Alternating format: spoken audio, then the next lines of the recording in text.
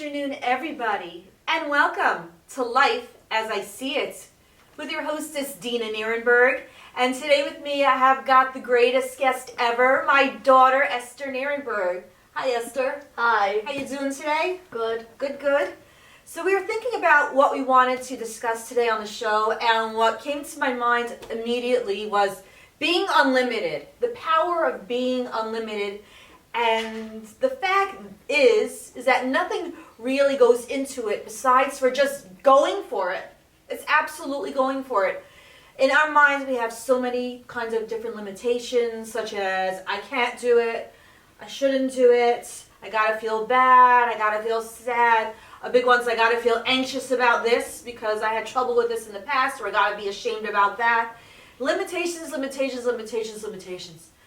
But the soul is greater than anything that your mind can come up with, and your soul will move your body around for you.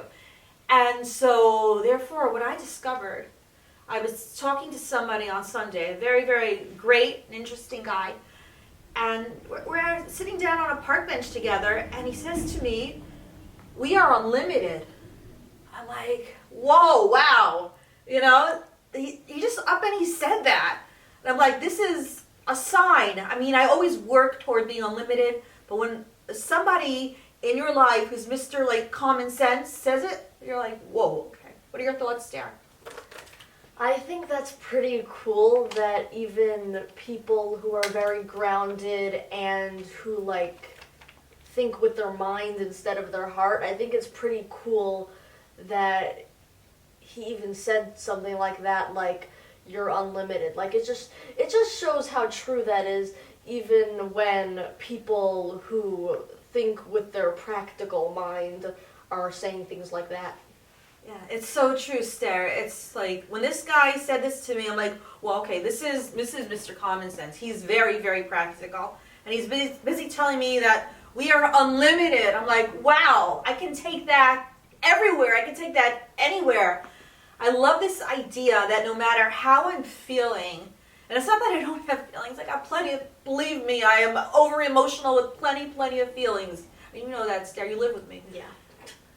I can go beyond that, no matter how I'm feeling, and just go for what I want to go for, do what I want to do, be it either at work or even to exercise. My mind can tell me in 1,000 ways, do not exercise today. You just don't do it. Just don't do it. Doesn't even give me a good explain. Just don't do it. And I'm like, it's tempting to listen to the mind because the mind goes down very heavy on you. It tries. It works. It tries to work its stuff on you. It starts stuff on you. When you realize that you can go work out anyway, you're like, yes! Now I'm winning the battle. Now I'm winning the battle, right, Star? Yeah, and like even with non-physical things, like not just exercising and dieting, like even with like thought patterns and thought processes, or even like emotional habits that you've gotten yourself used to, it's very important to move on anyway, because you can't just like be stuck in bed all day listening to your mind saying you don't want to get up, saying you don't deserve this, you don't deserve that. It's just, you have to like, the bottom line is, with everything your mind tries to convince you, you need to move on anyway. That's right, I love it. Wise words from the wisest girl I know. Beautiful, Esther. Thank you so much. There's nothing like being able to just move on. It's like letting it all, that's what it means really, to let it all go. You don't have to sit here and say, oh, I let it all go, I let it all go. Oh, yeah, we do our tapping, and that's nice, and that's fun, and that's very relaxing. But in order to let things go, the real secret at the end of the day is to just go. You know, you're your own private cheerleader. When you look in the mirror and you go to yourself, I can do this. I'm unlimited. I can do this. I have EFT classes and we tap out, I can do this. I'm unlimited. But at the end of the day and at the end of the class, you have to go for it. These are just relaxation methods that we try when we have the time, kind of thing. At the end of the day, either you went for it or you didn't go for it. You can listen to your pep talks and your EFT or not. The choice is yours. Even like when people are on medications, they can still be absolutely miserable if they choose that mode to be in. And then you can be on medication and just go for it. You've got that extra energy. What are you going to do with your extra energy? You can still stay stuck and go crazy in your mind because you're putting your energy into your mind and trying to build up your mind and all your problems and all your issues and everything that you've ever been through. Or you could just use your energy to be you, to really be you. The real you doesn't want to hang out in bed all day long doing absolutely nothing. The real you does not want to hang out on your phone all day long, just Googling this, Googling that, checking this, listening to this conversation, listening to what she's saying or what she's wearing, blah, blah, blah, blah. Your soul doesn't want that in life. Your soul wants to burst out of that bubble and just be the greatest you that God sent you down to this here earth to be. Like my goal while I'm still here, while my soul is visiting earth, is to be the greatest Dena Nierenberg that I can be. Yeah, and also it's really about less talk, more action. Mm-hmm. And when I say that, I don't mean I don't mean you have to like always constantly be taking action and never take a nap or never rest or relax. But what I'm saying is you need to, it's not about psychoanalyzing yourself and your limitations or whether or not you think you're limited or not. It's about actually taking action and not just sitting there and like talking about how you're going to make today productive and go unlimited today. That's right. That's right. So many people, they can make videos and talk about how they're just today is gonna be a great day. But then at the end of the day, they say, oh, well, my mind got the better of me. I thought I was going to go out today, and then my mind told me, well, no, you're too tired. You have a cold. You're too lazy. You don't have the time. And look outside the weather. Blah, blah, blah. Your mind gives you 1,000 excuses. My mind even sometimes tries to tell me now, oh, you're too old for this. No, you're too old for that. That's my new mind game. But my unlimited self, my soul says, my soul has no age. As long as I can get myself around, I'm going for it. I'm doing it. I'm being where I want to be. Yeah, there's things I gave up in recent times. I gave up marathoning. I used to love marathoning. I would run 26, 28 miles at a time. Even on days when I didn't feel like it, and my mind would always tell me, don't go, don't be in the marathon, don't go for a run. I would just I'd be like half bent over, and I'd start running, and then you gain momentum, and then your soul really, really pushes you out of the bubble, but you got to get started. That's the thing, and it sounds so mean. It's like telling a depressed person, you got to get started, but that's what she's got to do. She's got to get started, and with a lot of support along the way, emotional support along the way, but it's time to get moving. You're thinking too much, you get into action.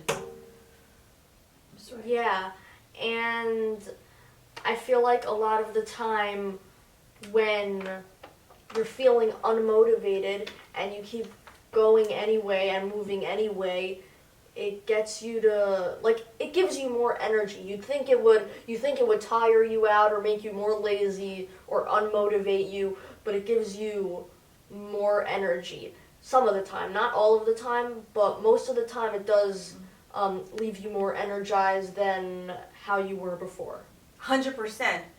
And the reason I think being for that is that you showed, whatever you want to call it, some people call it the Yetzer Hara, some people call it the opponent, some people call it the enemy, the Satan, the Satan. That's what some people call it. Every time that you don't do what Satan is telling you to do, you're like, wow, I get even more energy because I fought the battle, I beat the battle. I really went for it. There's nothing like when you wake up in the morning, you're so darn low and you just jump out anyway. What can I do today? Where can I be today? How can I make the most out of my life today? And you're like, whoa. And you're all like, I didn't know I could do that. But you jumped up and you went for it anyway. Sometimes the days when I'm the most unmotivated, especially let's say like when it's a work day. I teach at Toro College, I'm a professor. And some days I'm all like, oh, I just don't want to teach today. You know what I do? That's when I really go for it. And I don't just teach, but I'm all over the place. And I'm animated. I get so into what I'm doing that it's like, I feel the energy in the air and everyone calms down. And even though I'm hyperactive, I'm so calm because I know that I'm in control and not that part of my mind that's the enemy, the opponent, the Satan. You know? It's like, what did we learn? We learned that, God put the Satan into the picture just so that we should be able to overcome it. Right? Otherwise, we're just like, just do whatever it is that like we were told to do. But the Satan gets involved and says, no, stay in bed today. No, don't eat healthy today. No, don't work out today. No, don't be nice today. But then you've overcome that, and you're like, whoa. And that's how you gain reward in life, and also we believe in afterlife, too. Yeah, and I feel like when you overcome the enemy, there's really no greater feeling than that. Like, because the enemy is only there to challenge us, but once we've overcome the challenge and battled the enemy and won, it's just such a powerful feeling. Like there's never in the history of any feeling been anything more powerful than that. I know.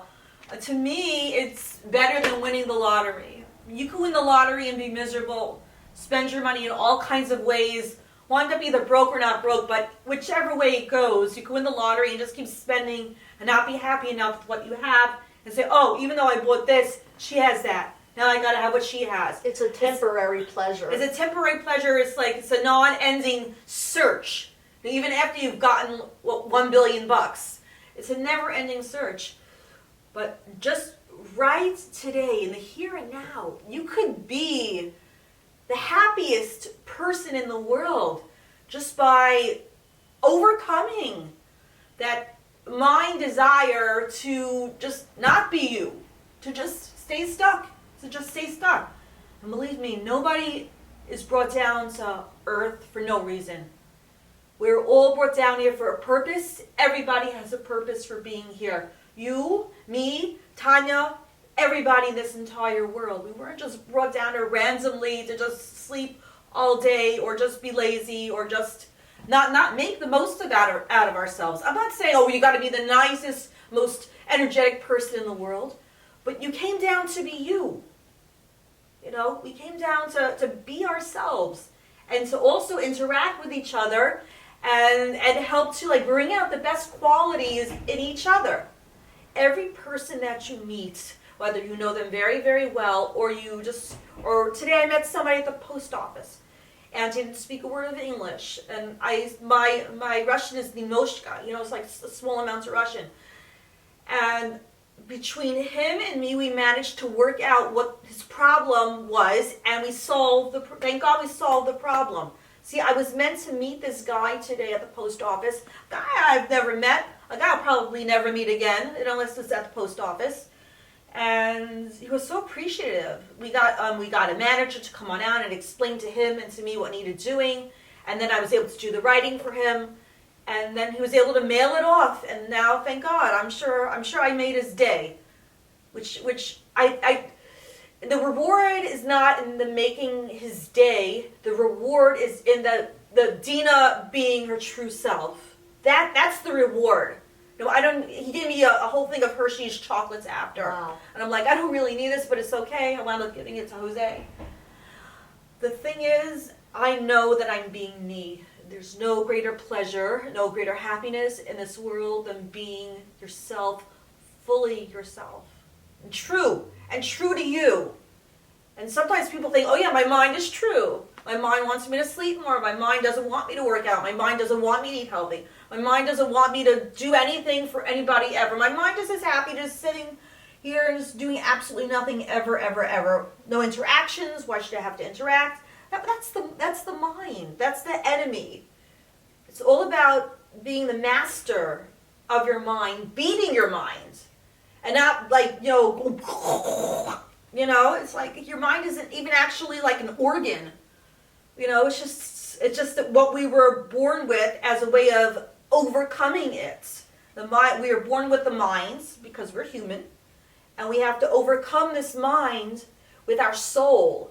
Our soul is the greatest thing. Our souls are part of God. Our souls are connected to God. So this world has got a lot of temporary pleasures. This world has got a lot of temporary pains too. But whatever happens, it's all about being true to ourselves, being the best that we can be, going beyond what our mind thinks our limits are. Yeah, and like, it's true that the mind will always be there. It'll always be there because that's where the brain lives. Mm-hmm. But there's different parts of the mind, and the brain is the only part of the mind that's really useful. The rest of the mind just likes to overthink and criticize and judge and make you feel whatever else. But as long as you overcome that and just use the part of your mind called your brain, you're great. It's true. It's true. So much of the mind is just completely worthless, junk, absolute junk. They a lot of these people like Eckhart Tolle said, "Oh, practice watching the mind." Like, no, that's a waste. That's a total waste. They want to practice watching the mind so I can sit there and watch how nutty I am. and all the horrible things my mind tells me, and all the memories that my mind likes to go through every single day. This is what you thought then, this is what you did then, this is what you thought then, this is what you did, this is what was said to you, blah, blah, blah, blah. My mind likes to play this game daily. I can either, sit in that and sit in being literally stuck in mud, like the kids used to play that game, Stuck in Mud. It's like you walk in stuck in mud, everybody has to just stop what they're doing. Or you could just step out of the mud. That's all you had to do was step out of the mud. You don't have to think your way out of the mud. You don't have to sit there and watch everything go through your brain. You don't have to relive everything. It's all about going out of that. I hate to call it a comfort zone. Well, it is. But it's a comfort zone. Even though it's horrible, and even though it likes to remember all the horrible things, it's still a weird kind of a comfort zone. Just kind of sort of stay there, because this is what I know. These are the thoughts I know. This is what I've been doing. This is what I did. Blah, blah, blah, blah. And you're so stuck, and you can never move forward. But the idea in life, this temporary life that we live in. Now, I mean, we make ourselves a beautiful life. We furnish our homes. We take good care of ourselves. At the end of the day, it's like King Solomon said, "Hakol Hevel." It's like it all comes to nothing. It's all about your soul and what your soul accomplishes during its time here on earth. And the more I take that message in, the more things just don't even matter. You're like, Kol Havel, which means it's all basically nothing. It's all basically nothingness.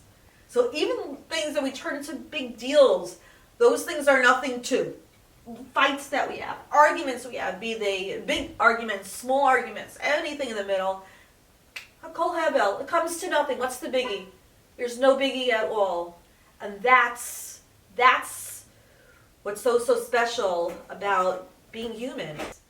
Yeah, so I had my own perspective on that Eckhart Tolle watch your mind move, actually. And it has nothing to do with analyzing your mind and your thoughts and analyzing your brain. It actually has to do more, so how I see it is, watch your mind, but don't get involved in it. Just observe it as if you're observing a cloud, but you're not analyzing it or anything, or getting yourself involved in it. You're just analyzing it, noticing how pretty it is, giving it attention, and then letting it go. That's how I perceived the quote by Eckhart Tolle, "Watch your mind move." That makes great sense. I love that concept. It's great if you could put it into action. The only thing that gets me sometimes when I've tried doing that is that I wind up analyzing anyway. So there's that trap. It could happen to you. You could sit there and watch your mind and all of its drama unfold, blah, blah, blah, blah. Everything that's ever happened, everything you ever said, anything that's ever been said or thought or whatever. You could watch that and just keep going.